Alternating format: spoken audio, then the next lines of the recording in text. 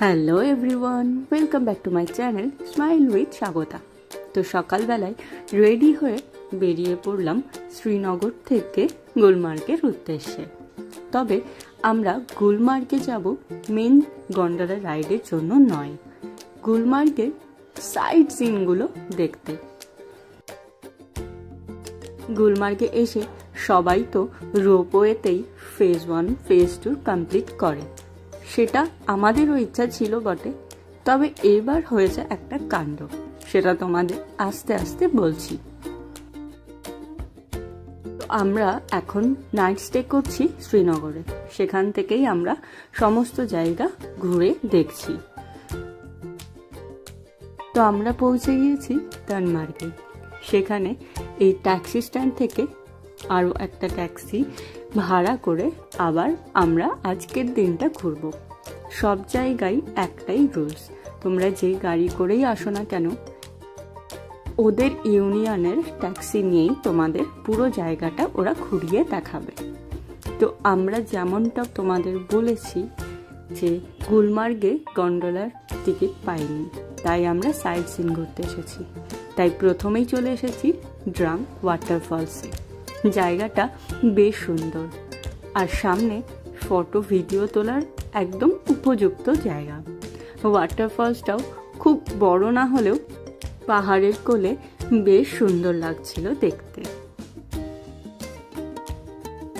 তো এই হলো আমাদের প্রথম স্পট, ড্রাং ওয়াটারফলস। এখান থেকে বেরিয়ে আমরা আরও জায়গা ঘুরবো। তো চলো তাহলে যাওয়া যাক। ওই দূরে যে ঘর একটা ভাঙাচোরা দেখতে পাচ্ছ, ওখানে নাকি পাণ্ডবরা এসে থেকেছিল। তো চলো, এটা তো শোনা কথা, তবে আমরা ওদের কাছ থেকেই এটা জানতে পাই।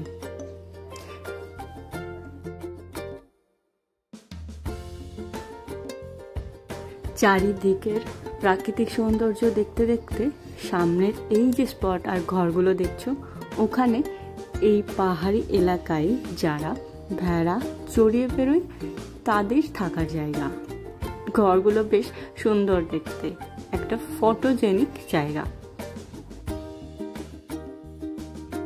মেনলি এই সাইড সিনটার একটাই মেন পয়েন্ট হলো প্রাকৃতিক সৌন্দর্য। এরপর চলে এসেছি পাইন গাছের সারির মধ্যে, চারিদিকে পাইন ট্রি, নিচে অনেক ফলও পড়েছিল। তারপরে এই যে ঘরটা দেখতে পাচ্ছ, এই জায়গাটাতেই বজরঙ্গি ভাইজানের শ্যুট হয়েছিল। তোমরা যারা বজরঙ্গি ভাইজান দেখেছো তারা অবশ্যই জানো, দেখে মনেই হয় যে ওগুলো কাশ্মীরের শ্যুট। তো এখানে এসে জানতে পারি বেশিরভাগ শ্যুটটাই নাকি টানমার্গে হয়েছে, কারণ এখানকার প্রাকৃতিক সৌন্দর্যও সুন্দর আর মানুষের কোলাহলটাও কম। আর এই যে জায়গাটাতে তোমরা এতগুলো বাড়ি ঘর দেখতে পাচ্ছ, এটা একটা স্কুল এরিয়া। ওখানে একটা স্কুলও ছিল, আর সাথে কিছু মানুষজন এখানে এসে বসবাসও করে।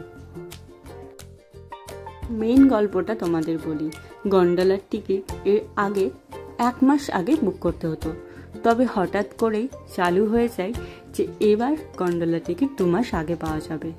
তো আমরা সেটা 2 দিন পরে জানতে পাই, আর সেই জানতে পারার সাথে সাথেই পুরো টিকিট আউট অফ স্টক। তার জন্যই আমাদের বাধ্যতামূলকভাবেই এই সাইড সিনগুলোকে কভার করতে হয়। তবে বেশ ভালোই লেগেছে। 3-4 ঘন্টা একদম পারফেক্ট। এরপর আমরা বেরিয়ে পড়েছিলাম আমাদের বাড়ি ফেরার পথে। বাড়ি ফেরার পথে আরও একটা জিনিস আমরা এক্সপ্লোর করি, সেটা তোমাদের একটু পরে দেখাচ্ছি। তো চলো রাস্তাটা উপভোগ করা যাক আগে। তো আমরা রাস্তায় অনেক জায়গায় আপেলের বাগান দেখেছি, তবে কোথাও নামার সুযোগ হয়ে ওঠেনি। তবে এই সুযোগটা এবার আর ছাড়েনি। আপেল নাই বা দেখতে পেলাম, তবে আপেলের ফুল আর চেরি ফুল দেখে তো ভীষণ ভালো লাগছিল। আর এই বাগানটাই যখন আপেল হবে তখন ভাবতে পারছো কতটা সুন্দর দেখাবে। তবে এখন আপেল দেখার সময় তো নয়।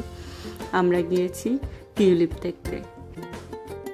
আর সেটা দেখতে পেয়েছি কিনা সেটা দেখতে হলে আমার চ্যানেলটাকে তোমাদের সাবস্ক্রাইব করে রাখতে হবে। তো আমার ভিডিও তোমাদের কেমন লাগছে সেটা তোমরা কমেন্টে কিন্তু অবশ্যই জানিও। ভালো লাগলে একটা লাইক আর চ্যানেলটিকে সাবস্ক্রাইব করে দিও।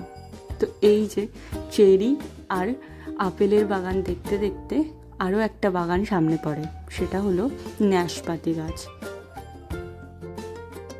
চলো, আমাদের গুলমার্গ না হোক তানমার্গের ট্যুরটা বেশ ভালোই ছিল। আর সামনের এই বাড়িটা দেখে পুরো ছবির মতো লাগছে, যারা আমরা ছোটবেলাতে আঁকতাম। তো এখানেই আমরা গাড়িটা চেঞ্জ করব। যাদের সাথে আমরা ঘুরছিলাম তাদের বাড়ি এখানেই। পেছনের যে বাগানটা দেখছো সেই আপেলের বাগানটাও ওদের। তো ওরা এসেছিল বাড়িতে। এরপর আমরা ওখান থেকে চলে যাই একটা কাশ্মীর শালের দোকানে। কাশ্মীরে এসে যেটা সবাই দেখতে চায়। তো আমরা যে দোকানটাই ঢুকি সেটা একদম গভর্নমেন্ট সার্টিফাইড। ওখানেও সব প্রাইসেরই শাল রয়েছে। আমরা তো নিজের চোখে পশমিনাও দেখেছি, সেটার প্রাইস অবশ্যই 28,000 থেকে শুরু। সেটা নেওয়া তো সম্ভব নয়, তবে চোখে আমরা দেখে এসেছি।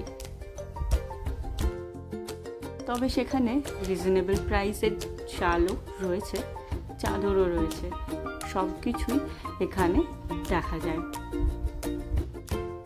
তো চলো, কিছুটা মার্কেটিং সেরে আমরা আবার রওনা দিয়ে পড়লাম আমাদের গন্তব্যে, যেটা হলো শ্রীনগর।